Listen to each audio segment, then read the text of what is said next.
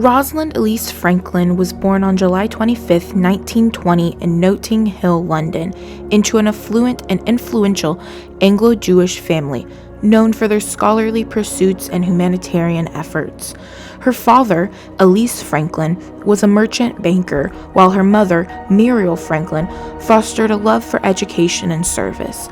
She was the second of 5 children and grew up in an intellectually stimulating environment that valued rigorous debate and independent thought. From an early age, Franklin exhibited exceptional intelligence and a keen interest in science. Unlike many children, she preferred crafting, drawing, and photography over playing with toys.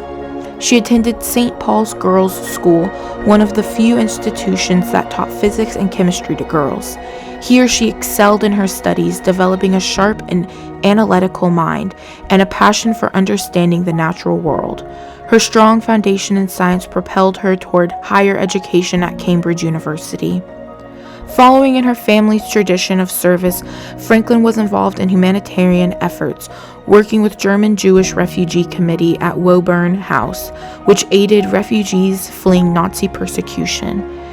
She was also known for her strong debating skills, often challenging others and questioning established viewpoints.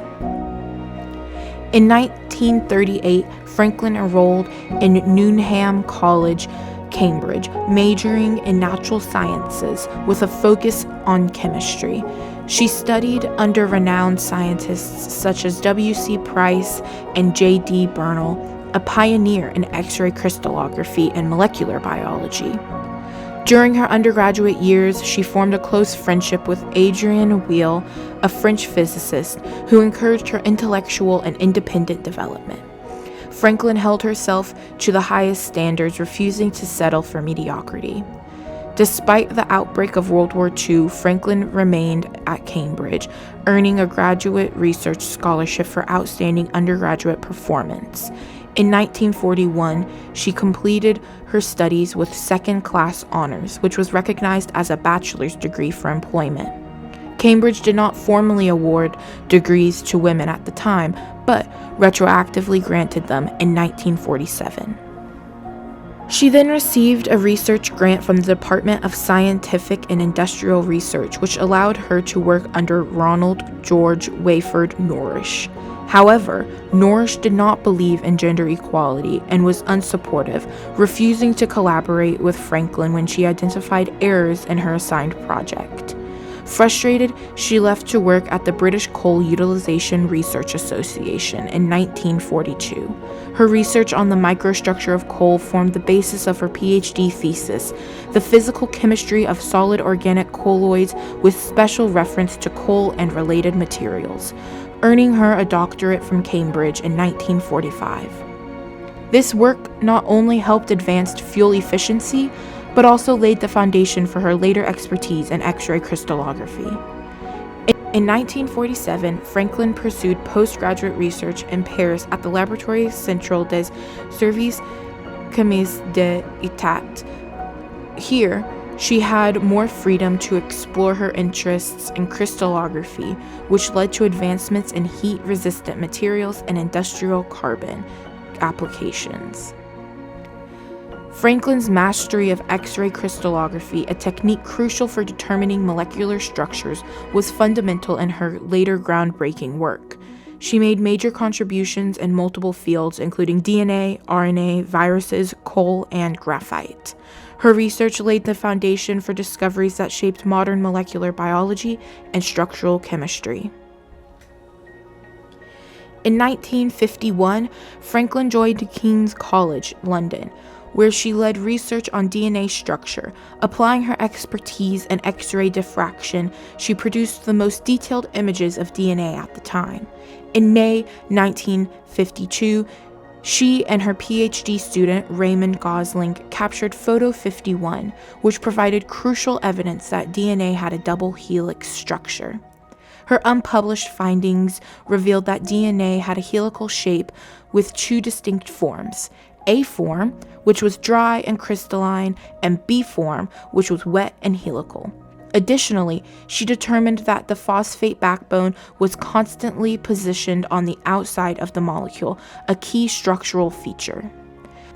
However, without Franklin's knowledge or permission, Maurice Wilkins, a colleague at King's College, secretly showed Photo 51 to James Watson in January 1953.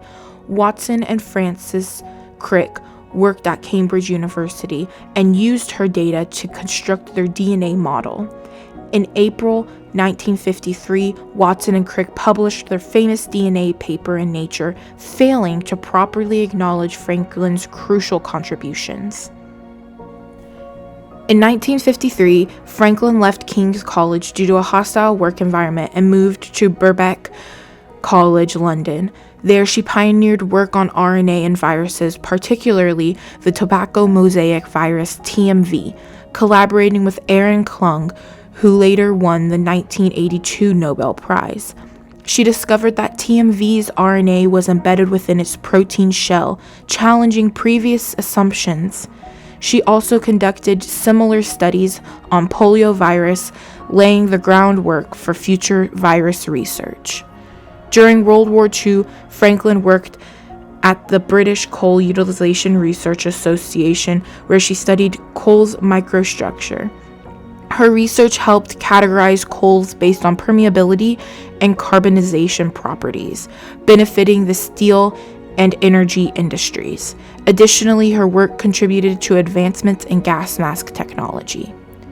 At King's College London, Franklin faced significant gender bias. She was often excluded from discussions and was mistakenly assumed to be Maurice Wilkins' assistant, leading to professional tension. Despite her groundbreaking research, she received little recognition during her lifetime. The unauthorized use of Photo 51 by Watson and Crick remained one of the most controversial ethical breaches in science. Although Franklin's separate findings were published alongside Watson and Crick's paper in Nature, her contributions were downplayed. In 1962, the Nobel Prize in Physiology and Medicine was awarded to Watson, Crick, and Wilkins. Franklin was not recognized, as Nobel Prizes are not awarded posthumously. Franklin died on April 16, 1958, at the age of 37 from ovarian cancer, likely due to radiation exposure from her X-ray work. After her death, James Watson made dismissive comments about Franklin in his book The Double Helix, sparking controversy. However, in the late 20th century, historians and scientists re-evaluated her contributions, highlighting her central role in the discovery of DNA's structure. Though Franklin did not receive the credit she deserved during her lifetime, her contributions were later honored through institutions, awards, and the naming of the Rosalind Franklin Mars rover. She has become a symbol of gender inequality in STEM, inspiring future generations. Her research continues to impact structural biology, including RNA-based studies and mRNA vaccine development.